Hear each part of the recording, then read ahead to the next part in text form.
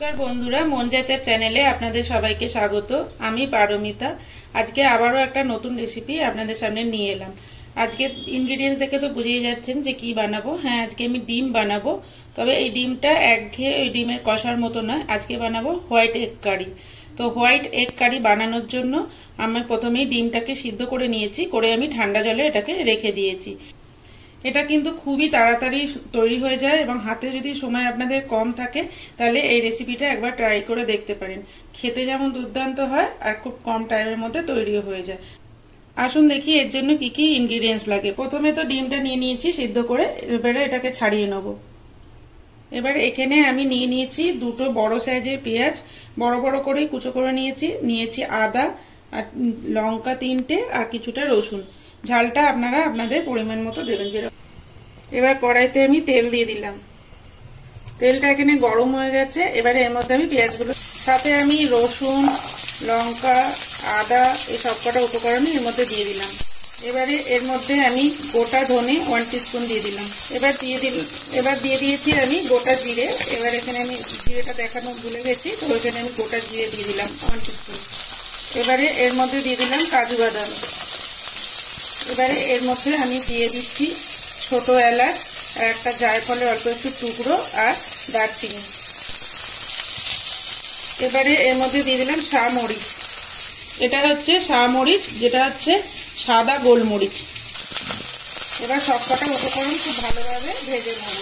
এই সবকটা উপকরণ খুব হালকা হাতে ভেজে নেব। খুব বেশি লাল লাল করে ভাজার দরকার নেই, একটু গোল্ডেন কালার ধরা পর্যন্ত এটাকে ভেজে নিতে হবে। আর এখানে একটা কথা আপনাদেরকে বলে রাখি, এখানে যে জায়ফলটা আপনারা দেবেন সেটা কিন্তু পরিমাণে খুবই কম দিতে হবে। এটা ভাজা হয়ে গেছে, এর থেকে বেশি আমি লাল করব না। এবার এর মধ্যে এটার মধ্যে দিয়ে দেবো আমি জল। এবার ভালোভাবে মিশিয়ে দেবো। মিশিয়ে এটাকে ঢাকা দিয়ে 15 মিনিট এটাকে কুক হতে দেবো। 15 মিনিট হয়ে গেছে। এবার ঢাকাটা তুলে দেখি কিরকম হলো। দেখুন জলটা এখানে পুরো শুকিয়ে গেছে এবং এর থেকে বেশি শুকোনোর দরকার নেই, এবং এই পেঁয়াজগুলো এবং বাকি ইনগ্রিডিয়েন্টসগুলো কিন্তু এখানে ভালোভাবে সিদ্ধ হয়ে গেছে। এবার গ্যাসটা আমি অফ করে দেবো। এবারে এটা পুরোপুরি ঠান্ডা হতে হবে, তারপরে এটাকে বাটবো। একদম মিহি একটা পেস্ট বানিয়ে নেবো। তার সাথে আমি এর মধ্যে দিয়ে দেবো 2 টেবিল স্পুন দই। পুরোপুরি ঠান্ডা হয়ে গেলে এটার একটা মিহি পেস্ট বানিয়ে নেবো। যতক্ষণে পেস্টটা ঠান্ডা হচ্ছে আমি এখানে ডিমগুলোকে ছাড়িয়ে নিয়েছি। ছাড়িয়ে নিয়ে এরকম ভাবে কেটে কেটে একটু চিড়ে নিয়েছি। এবার এর মধ্যে একটু নুন দিয়ে দিলাম।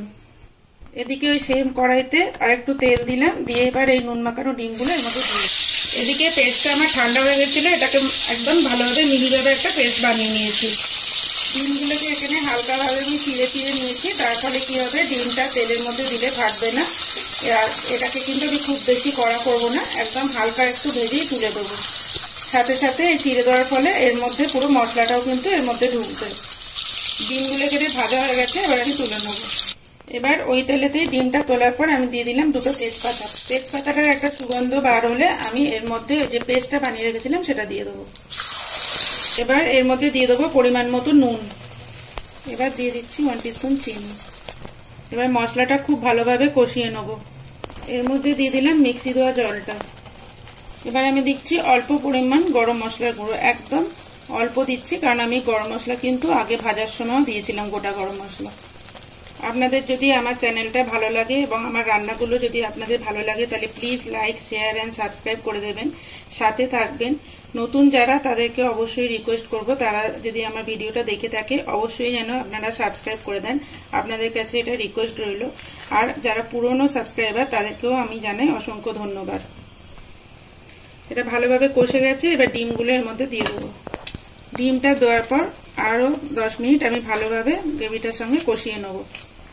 10 মিনিটস হয়ে গেছে, গ্রেভিটা অনেকটা শুকিয়ে গেছে। এর থেকে বেশি শুকনো করবো না, কারণ এটা ঠান্ডা হলে আরও কিছুটা টেনে যাবে। এবারে এর মধ্যে দিয়ে দিলাম কয়েকটা কাঁচা লঙ্কা। এবারে এর মধ্যে দিয়ে দিচ্ছি 1 টেবিল স্পুন ঘি। আবার একবার ভালোভাবে মিশিয়ে নেব, নিয়ে গ্যাসটা অফ করে দেবো। এতক্ষণ যারা আমার পাশে ছিলেন এবং ভিডিওটি দেখছিলেন তাদেরকে অসংখ্য ধন্যবাদ। Thank you for watching.